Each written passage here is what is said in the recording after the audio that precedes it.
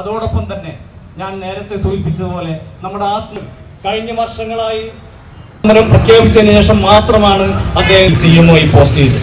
നമ്മുടെ സമരം തുടരുകയും ഇതിനെ അഭിനന്ദിക്കാനും ഞാൻ ഈ അവസരം വിനിയോഗിക്കുകയാണ്.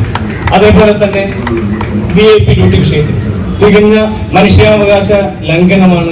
നടത്താൻ നിർവാഹമില്ലാതെ, ഒരു തുള്ളി വെള്ളം കുടിക്കാനില്ലാതെ, ഭക്ഷണമോ മറിച്ച് മാനദണ്ഡങ്ങൾക്ക് അനുസൃതമല്ലാത്ത VIP ഡ്യൂട്ടിയിൽ നിന്ന് വിട്ടുനിന്ന നമ്മുടെ ഏറ്റവും പ്രിയപ്പെട്ട സഹപ്രവർത്തകർക്കെതിരെ രേഖപ്പെട്ടിട്ടും ഈ കഴിഞ്ഞ മാസം 11 ഡോക്ടർമാർക്കെതിരെ VIP ഡ്യൂട്ടി വിഷയത്തിൽ ഇതിനോട് ചേർത്ത് വയ്ക്കേണ്ട കാര്യമാണ് എറണാകുളത്ത് GP സമരരംഗത്താണ്.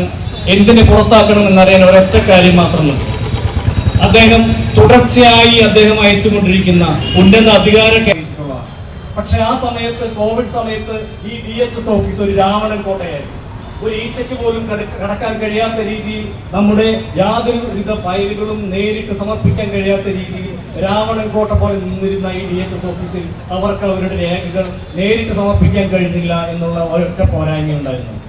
തുടർന്ന് പിന്നീട് അവർ ഒരു 75ഓളം ഡോക്ടർമാർക്കും 10 ദിവസം മുതൽ 10 മാസം വരെ അവർക്ക് പോസ്റ്റിംഗ് കിട്ടാൻ വൈകി. നമ്മൾ അതുപോലെ തന്നെ ഏറ്റവും ഏറെ വർഷങ്ങളായി നമ്മൾ മുന്നോട്ട് വയ്ക്കുന്ന ഒരു കാര്യമാണ് മാനവ വിഭവശേഷിയിലുള്ള കുറവ്.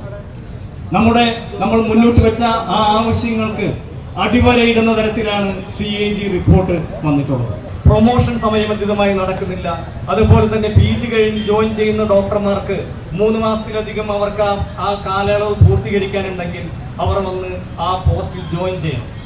ആ 3 വർഷം ഇനി PG ബാക്കിയുള്ള ആളുകളാണെങ്കിൽ അവർ വീണ്ടും ആ പോസ്റ്റിൽ ജോയിൻ ചെയ്യുമ്പോൾ വേക്കൻസി വീണ്ടും ഉണ്ടാകുന്നു. അവർ ലീവ് എടുത്തു പോകുമ്പോൾ വേക്കൻസി ഉണ്ടാകുന്നു. ആ വേക്കൻസി റിപ്പോർട്ട് ചെയ്യാൻ വീണ്ടും മാസങ്ങളും വർഷങ്ങളും എടുക്കുന്നു.